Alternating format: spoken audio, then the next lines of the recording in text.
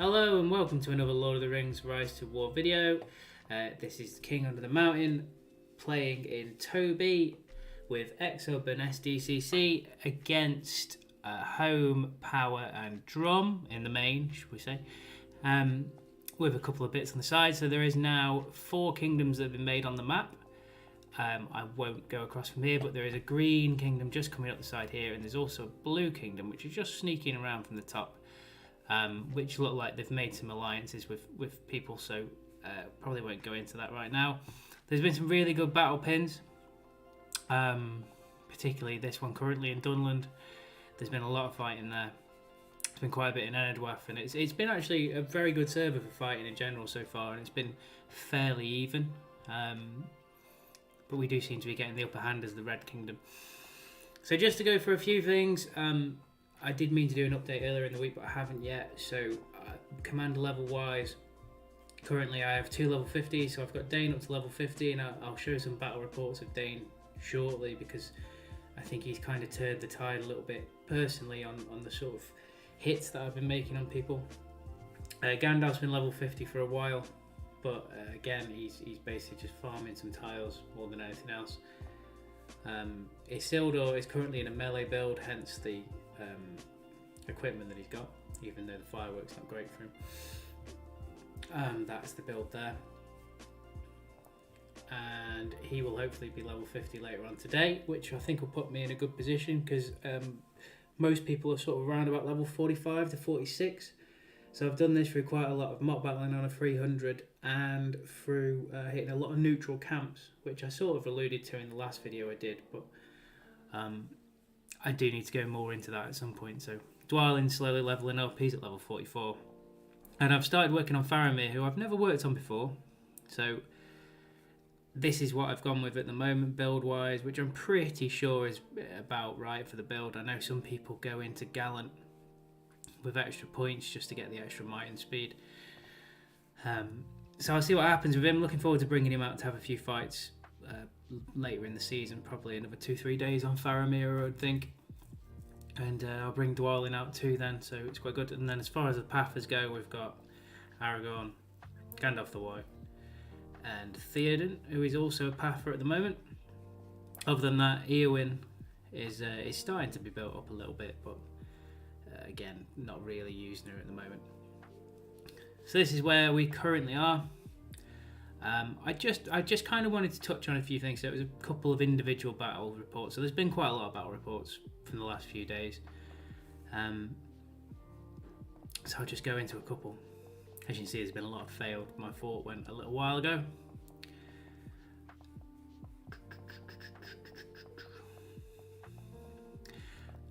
This was not so good. This was a fast march from a Witch King. This is the downside of Dane, particularly with the gear I run, with not using a burn chest plate, which I really should use.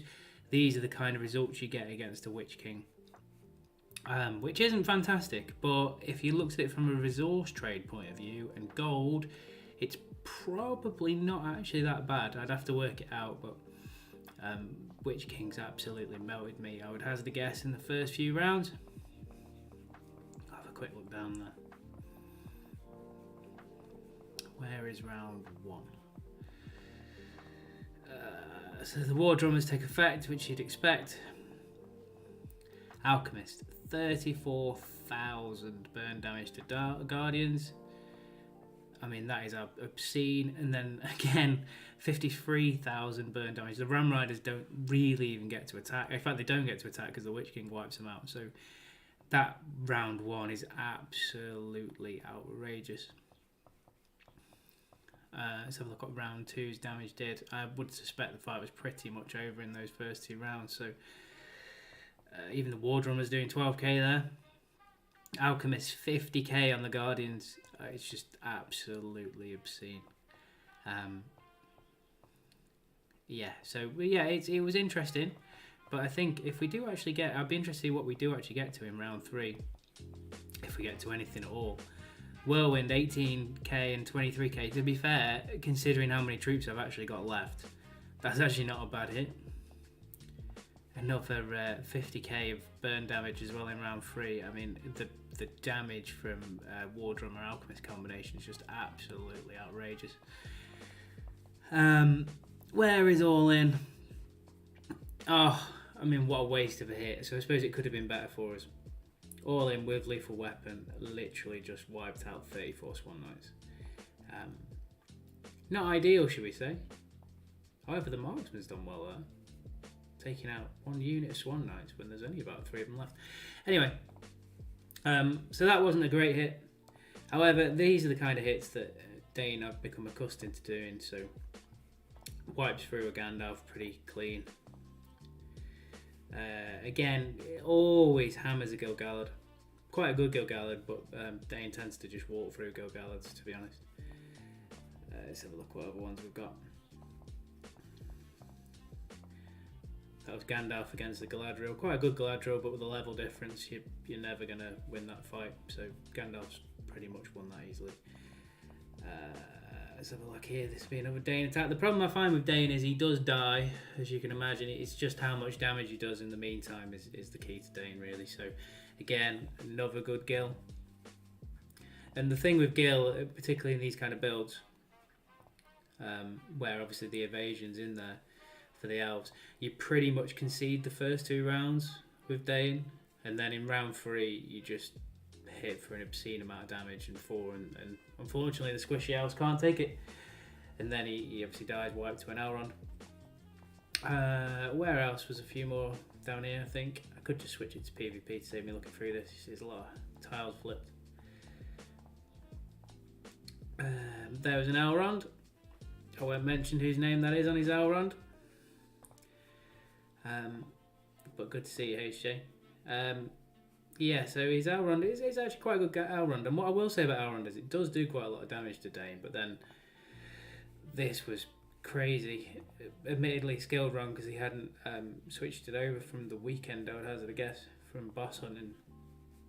But that hit's an outrageous hit, really, for a Dane on a decent dwelling. Again, walking through the same Gil as earlier on, sorry, and then through the tile. I have been hitting pretty hard with Dane for a few days now. This was a Theoden, quite a good Theoden again. The thing with Dane is his commander damage in comparison to troop damage, which is just outrageous. If I could somehow get a heal on him without costing myself too much damage, I'd be quite happy, really. But there's another half Gil, same Gil again, actually. So look what other fights we've had with Dane in the last couple of days. These are all from today. Again, another Gil. So this was a 3 stack, but I don't think there's a lot in it. Nope. Another Gil. Found a lot of Gil-galads this season. Again, Dane normally dies, but walks through a Gandalf that was half dead anyway. Walks through another Gil. Not a bad Gil either. With Might of Elves as well, so yeah, fair enough. Walks through another Gil. Common theme with the Gil-galads, unfortunately. And then dies to a dwelling. Which again, I mean, it's not a shabby hit really, considering how many troops you've got left. That's just taking a spring. Again, Dane walks through a Haldir. With some T2s as well from me. It's not the best Haldir, it's not the worst, but again, it's the commander damage that's absolutely destroyed the Haldir. What else we got knocking around on it? I was uprooting someone. Again, Gandalf is not a good matchup for Gandalf, that really. That was a interesting one. So this isn't a good matchup for Gandalf. Damage commanders always kill off a Gandalf. It's not a bad Gandalf, and it has got Wozus Hunters, which with the poison damage and the initiative for the first 4 rounds and the damage received from poison you won't get from a Dane, but with that and that build, which is pretty much the, if you can call it that, the damage Gandalf build, where you get the grey right down. That's about as good as it gets really for a Gandalf against Dane though. And I think if we were to look into it, again, Dane will pretty much concede the first 2 rounds, I would think. to some convener from Gandalf, but then round 3 with the way I shape it with grit. So round 1 I get a good hit because of the grit. Where are we here?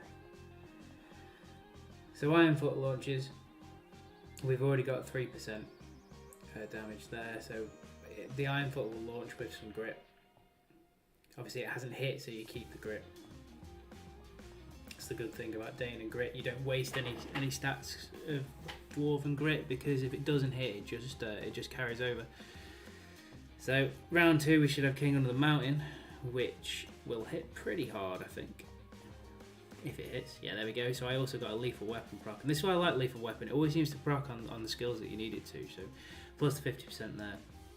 So even with White Council, with minus 33.9%, we've still done 23k damage. Where is round 3? So this is where Dane normally starts getting interesting. So by now, what is this up to? So it's already reached the stat limit on the unique item. This is why I like the unique, because by round 3 you've generally took the 10 instances of damage, and Dane's already then at 10% extra damage per every single hit. So Whirlwind, 19k first hit, 23k second hit. Dane Ironfoot's attack, so it's a shame that we got that because that was the proc. Considering it's supposed to go off 25% of the time, it definitely goes off way more than that. And that's why I prefer it to cleave. Then you get the big hit. So the damage received is actually still on the Wozers, so that hit could have been even bigger. So 55k hit from all in. So it's nearly 100k in 2 rounds. Well, actually, it'll be over 100k in 2 rounds, because then you've got to take into effect Ironfoot, which, because of the way I build Dane, to make sure I get the all-in proc with Dwarven Grit, the next one is a minus 50%, but it still deals okay damage. Heavily Wounded stops the heal, which is always handy, particularly against the Gandalf, although this one wasn't in a heal build. And then pretty much from there, to be perfectly honest, the fight's pretty much over. Gandalf will never recover from that, and not too many people do recover from round 3 and 4 versus Dane, to be perfectly honest. I'll just run through a couple more because I wanted to try and keep this brief tonight. So, again, another Gandalf. Dane chews through them all day long, as we've already discussed. Then a Reaper Gandalf, which was, again, it does a little bit more damage, but realistically, Dane still absolutely hammers it. I think that's quite a good Gandalf from memory. Yeah, it's not bad. Then he loses to a Gandalf the White, which, if I can find the report from earlier, I'll be quite interested to see that, because I always thought Gandalf the White would probably beat Dane, but actually the report from earlier suggests that he doesn't. These were a couple more hits from yesterday, just wiping a small one there, but this is when I was actually recovering. Oh, it's because I've already took a hit here. So we wiped a Dwalin. Again, quite a good Dwalin. And this is why, if you build Dane correctly, I appreciate there's a level distance difference and a bit of a gear difference, you can still defeat a Dwalin. And it's really through utilising the grit feature and then vengeance in the back end. So this skill here, vengeance, if you can survive the first 4 or 5 rounds with Dwalin, which is harder these days if people use the gigantic hammer with frenzy, I appreciate, because it sort of doubles the damage, but if you can survive that, you can make hits like this on Dwalins, which is one of Dane's main weaknesses. He then chews through the last little bit of a Gandalf, which is fine, and then this hit was brilliant, really, all things considered. 156k HP versus what is a pretty good Aragorn King of Men, and Dane nearly wipes through him.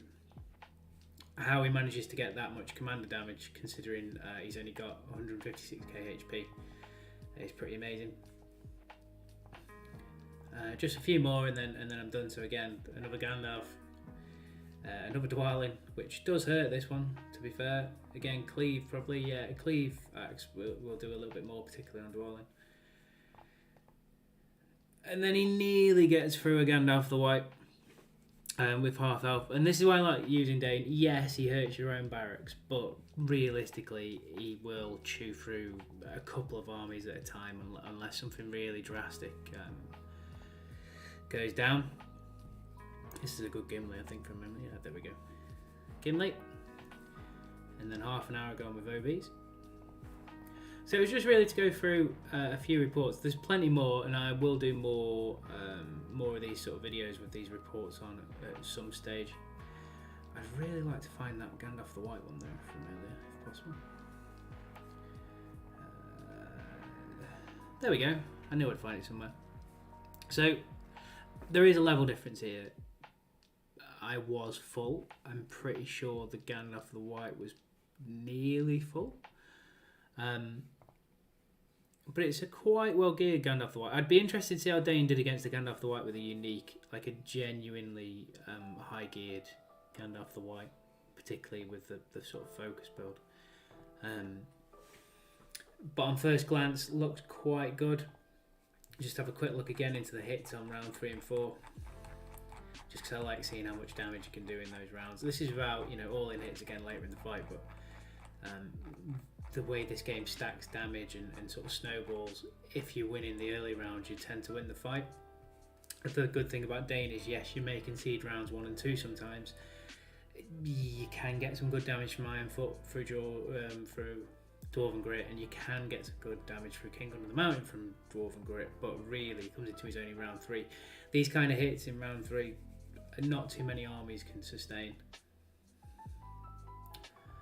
Where's round 4? Quick look for all in. So all in for a 72k hit, and that was without a damage plus. In fact, it's already got the proc because it's already happened once. So the damage plus effect is already there, and that was with killing the Cataphracts. So that would have actually been a bigger hit if it could have been. Again, Iron Foot's a smaller hit, but you just kind of take it as a given from the all in feature. So that's the last day or so, really. I've only really been fighting with Dane for the last day or so. I've been getting through stacks and stacks and stacks of Duck Guardians. It's been quite a lot of fun. For a server progression point of view, we are on Chapter 9. From a teamwork point of view, I am currently sat 11th in contribution, which I know isn't everything, but some people do enjoy looking at contribution. And from a ring level point of view, I'm still second somehow. I don't really know how I've done that, because I'm 54 now in production, because I'm not really doing anything but fighting. From the fellowship rankings point of view, that's where the fellowships sit. So it was just a brief update really about the server. It has been a lot of fighting, and it's been a lot of fun. It's been very time consuming for a lot of people as well, which I appreciate. Is not everyone can do that. And there are definitely some Wales-ish in this server, some that are probably on the cusp of it. But yeah, it's two good teams fighting against each other. It has been a lot of fun. I will try and get some more battle reports in and probably analyse some different ones, like some Dwalin reports and some Isildur ones, hopefully tomorrow. And I would probably like to do a real breakdown of a Dane versus a Gandalf the White, or a Dane versus a really high level Dwalin, just to show how sort of that works. But that was it for now. So it was just a brief update on how the server's going, showing a few reports. There has been plenty of PvP. If I go into the fellowship reports, just quickly, I'll show you there is literally thousands of PvP reports from the last few days. bad example. Yeah, there's just a couple of fellowship reports. So yeah, so there's been plenty of fighting, but that was it for now. So thanks for listening. As always, I will see you all soon, hopefully, and if in doubt, always follow your nose.